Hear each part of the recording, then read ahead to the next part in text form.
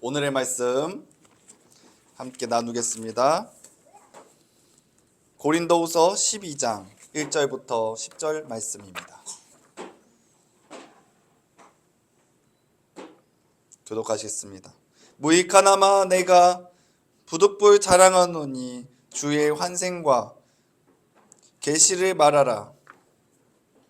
내가 그리스도 안에 있는 한 사람을 아노니 그는 사는 전에 셋째 하늘에 이끌려간 자라. 그가 몸 안에 있었는지 몸 밖에 있었는지 나는 모르거니와 하나님은 아시느니라. 내가 이런 사람을 아노니 그가 몸 안에 있었는지 몸 밖에 있었는지 나는 모르거니와 하나님은 아시느니라. 그가 낙원으로 이끌려가서 말로 표현할 수 없는 말을 썼으나 사람이 가이르지 못할 말이로다. 내가 이런 사람을 위하여 자랑하겠으나 나를 위하여는 약한 것들 외에 자랑하지 아니하리라. 내가 만일 자랑하고자 하여도 어리석은 되지 아니하겠었으니 내가 참말을 함이라. 그러나 누가 나를 보는 바와 내게 듣는 바에 지나치게 생각할까 두려워하여 그만두노라. 여러 계시를 받은 것이 지극히 크므로 너무 자만하지 않게 하시려고 내 육체에 가시 곧 사탄의 사자를 주셨으니 이는 나를 쳐서 너무 자만하지 않게 하려 하심이라. 이것이 내게서 떠나가게 하기 위하여 내가 선번에게 구하였노니 나에게 이르시기를 내 은혜가 내게 족하도다. 이는 내 능력이 약한 데서 온전하여짐이라 하신지라.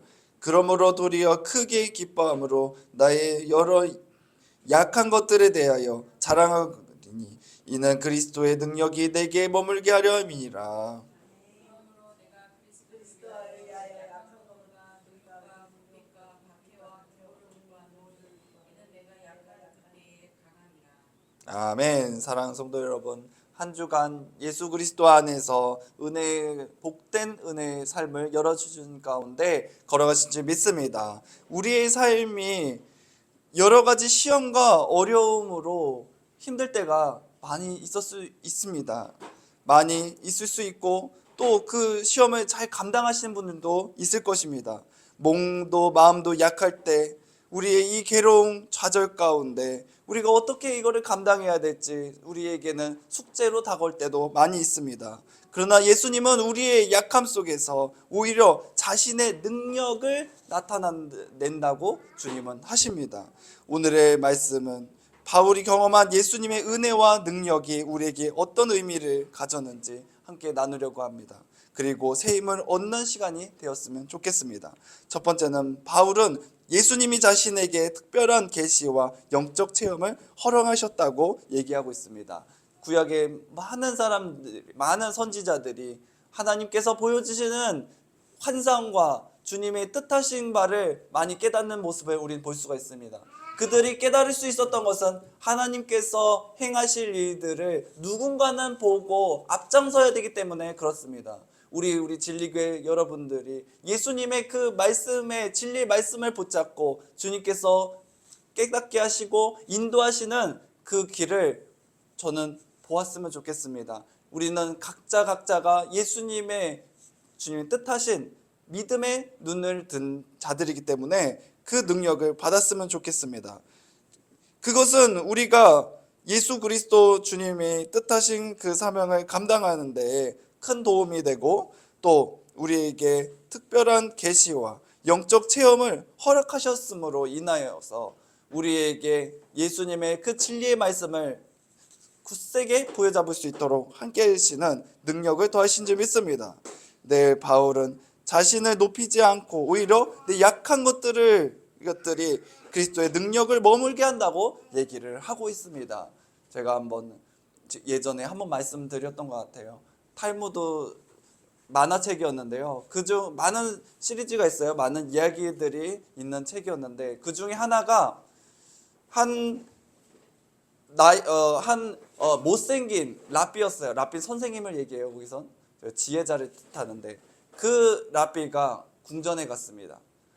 궁전에 가서 공주님을 만났는데 공주가 하는 말이 뭐냐? 당신 정말로 못생겼네요. 정말 아니 멋있고 그런 사람이 지혜도 있으면 얼마나 좋을까? 왜 당신 같은 사람이, 못생긴 사람이 지혜자가 됐을까요? 그러면서 웃은 거예요. 웃음거려. 그러니까 그 랍비가 웃으면서 하는 말이 근데 궁전에는 수많은 금 항아리와 그릇들이 많은데 왜 포도주를 도자기 항아리에다가 하나요? 그 얘기를 하는 거예요. 그러니까 공주가 뻔히 생각을 그대 그렇네요. 그러니까 다 신하들에게 얘기하는 거예요. 이제부터 우리는 저 질그릇 그냥 딱 깨버려 하고 좋은 황금 황금 그릇하고 황금 뭐라죠? 항아리에다가 다 담어 이런 거예요. 그래 이제 좀 나중에 조금 시간이 지나서 그 황제가 로마 황제죠.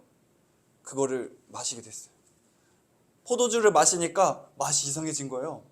그러니까 신하에게 문책을 한 거예요. 야야야, 포도 맡은 관원장아, 너도 왜 이렇게 된 거야? 지금 포도 맛이 이게 너 지금 나한테 대드는 거야? 그러는 거야. 그 관원장이 하는 말이 아니 공주님이 이렇게 하라고 하셨는데요. 공주를 데려와라. 공주야 네가 어떻게 이랬냐? 아유 저는 예쁘면 다 좋을 것 같아서요. 그러니까 이제 누구를 그것을 지시한 랍비를 부른 거예요. 랍비님 어떻게 나한테 이렇게 할 수가 있어요? 저 아버지한테 엄청 혼났어요. 공주님 생각해 보세요. 왜 질그릇에 했겠어요? 그것은 질그릇은 투박하고 못생겼지만 질그릇은 숨을 쉽니다. 거기에 능력이 꼭 예뻐야지만 능력이 있는 게 아니에요. 그걸 또 깨닫고 하는 모습을 그런 그 에피소드를 봤어요. 우리에게 주님의 길을 걸어가는 것은 꼭 아름다운 꽃길만 걷는 길이 우리의 신앙이 아닐 수 있습니다. 예수님의 십자가의 길 또한 주님이 뜻하신 길이라면 우리는 어떡하겠습니까? 십자가의 길은 뭡니까 여러분? 연약한 길이에요. 질타도 받고 침뱉음도 받고 나의 모든 것을 물과 피를 다 쏟는 취약한 모습입니다. 하지만 예수님의 능력이 거기에서 나타나고 예수님의 하나님이시라는 것을 깨닫게 하시며 부활의 그 모습을 만드는 하나의 그 길이었습니다. 주님의 능력에 그 보여주시는 약하지만 그 모습에서 주님이 우리에게 역사심을 보는 그릇이 되었습니다. 예수님의 능력은 완전한 강함이 아니라 연약함 속에서 사시는 은혜임을 깨달은 바울은 우리에게 큰 도전과 위로를 주는지 믿습니다. 여러분, 우리의 연약함이 뭐라죠, 여러분? 오히려 은혜인 거예요. 예수님이 우리에게 연약해 보일 때, 우리 아빠, 아버지들이 연약해 보일 때, 우리 아빠는 왜 그래? 우리 엄마, 저도 그런 마음 많이 있어요. 하지만 그것을 통해서 우리에게 뭘 깨달으면 우리가 더 강해져야 되겠구나. 나이가 많이 들면 들수록 저는 많은 걸 생각하게 된 건 뭐냐면은 부모님들이 저에게 뭔가를 자꾸 시키더라고요. 뭔가를 해달라고 그러고 뭔가를 저를 많이 필요로 하시더라고요. 제가 어리고 연약하면 어릴 때는 오히려 내가 뭐가 필요한지 뭔가를 아들의 입장으로서 부모님한테 구하는 게 많은데 나중에 거꾸로 되더라고요. 처음에는 귀찮고 어려움이 있었지만 나중에는 어떤 생각이 들면 나를 많이 의지하시는구나.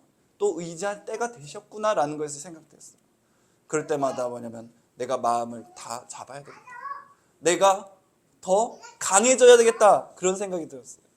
또 자녀를 키우다 보면서도 또 그렇고 많이 저에게 뭔가 요구하고 뭔가를 바라는 사람들이 더 많아지더라고요. 제가 강해지면 강해질수록 다른 요구하는 사람들이 더 많아진다는 것을 깨달았습니다. 여러분, 그렇기 때문에 우리는 도전을 해야 돼요. 예수님 안에서 더 강해져야 돼요. 주님께서 우리에게 연약함을 보이시면 그거를 더 보완하라고 주님께서 보이신 줄 알겠더라고요.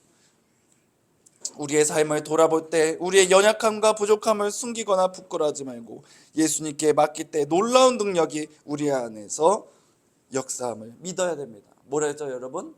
예수님께 맡겨야죠. 강해지라고 주님이 보여주심도 있는데 또 뭐라 그러냐? 예수님께 맡길 수 있는 그 모습이 된 거예요. 내가 강하다고 생각했다라면 예수님께 왜 맡겨요? 내가 하고 말지.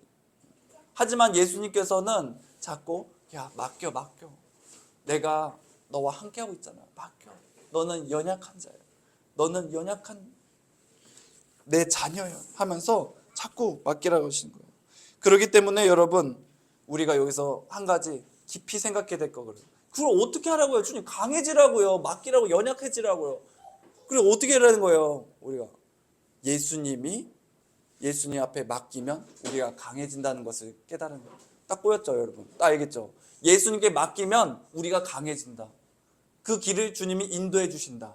그거를 얘기하시는 거예요. 내가 강해져서 내가 내 주관대로 이렇게 하는 게 아니라 내 연약함을 주님 깨달았습니다. 주님은 강하시죠. 주님, 나도 주님과 함께 걸어갈 때 강함한 삶을 열어주시옵소서. 능력 열어주시옵소서. 기도하는 거예요. 바울에게 9절입니다. 7절부터 9절. 바울에게 가시 같은 육체의 괴로움이 있었고 그로 인하여 3번이나 기도했습니다. 주님, 나 연약한 거 아시죠? 주님, 나의 이 가시, 이 사탄이 나를 옥조에 매는데 제발 이것 좀 해결해 주시면 안 돼요? 주님 해결해 주시면 안 돼요? 그러니까 예수님이 말씀하십니다. 내 은혜가 족하다. 이는 내 능력이 약한 데서 온전해짐이라. 아멘. 여러분 이 말씀하면 믿음 없으면 주님 어떻게 그런 말씀하세요? 주님 내 곁에 어떻게 족하다 그럴 수 있어요? 나 힘든 거 주님이 가장 잘하시는 분이 어떻게 족하다 그럴 수 있어요?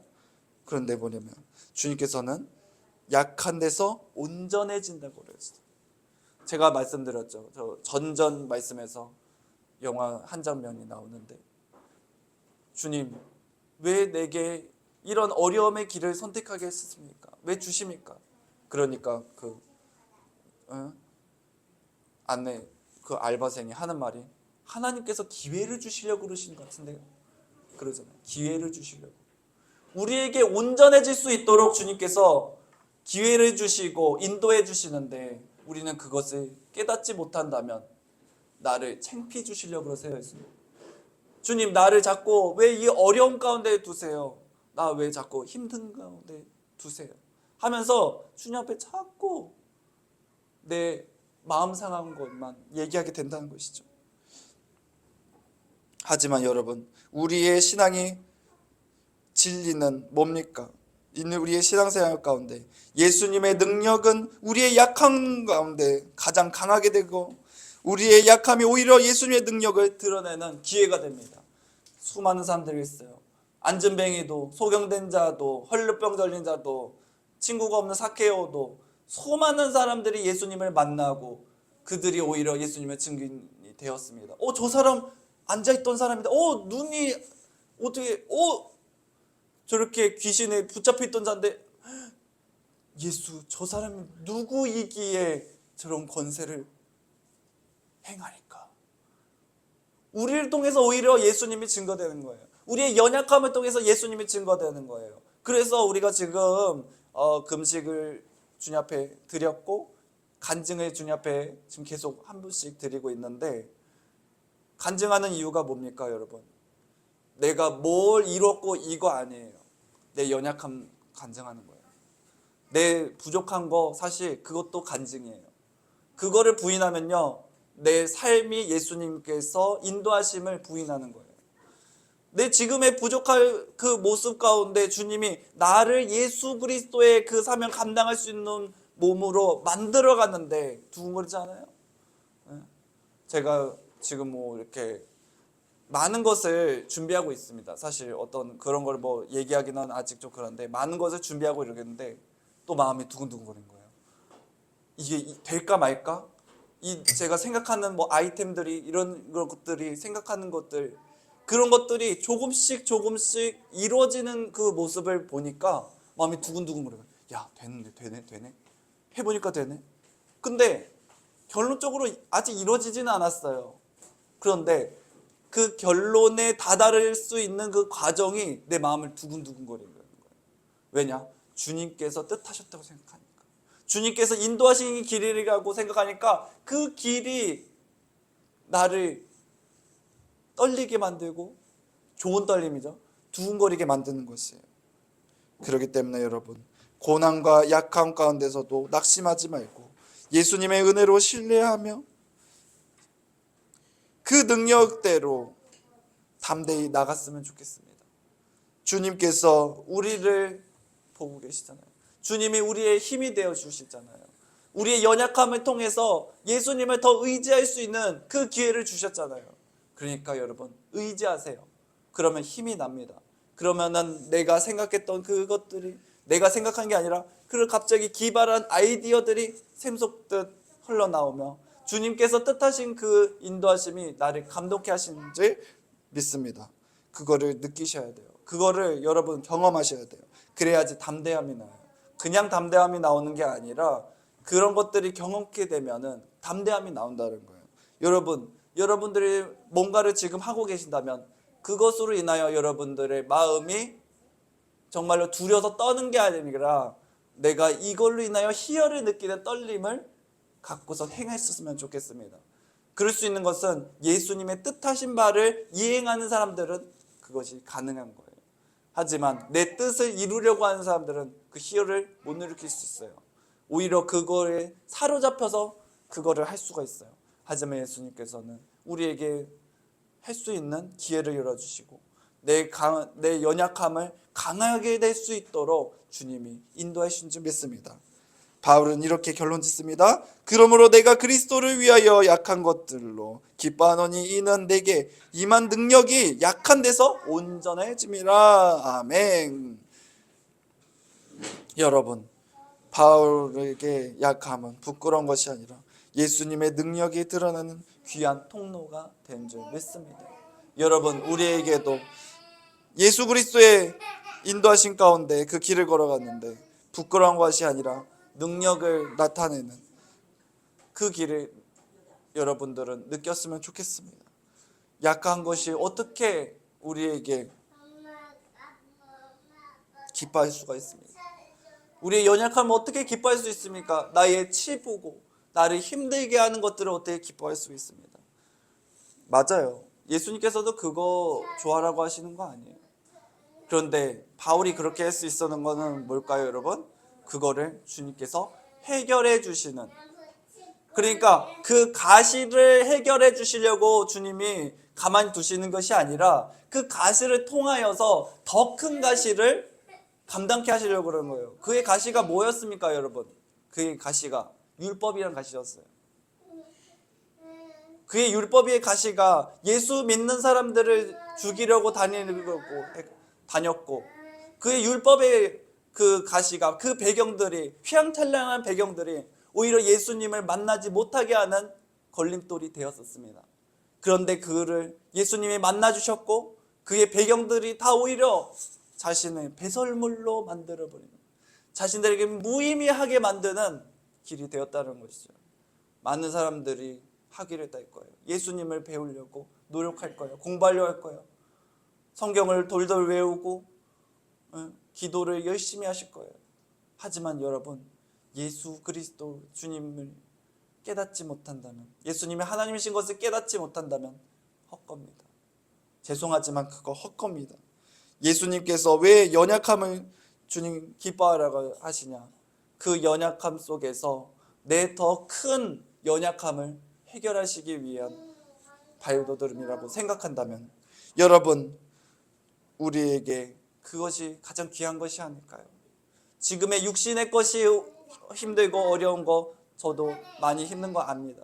하지만 육신의 것보다도 더 중요한 게 뭘까요, 여러분? 영적인 거예요, 영적인 거.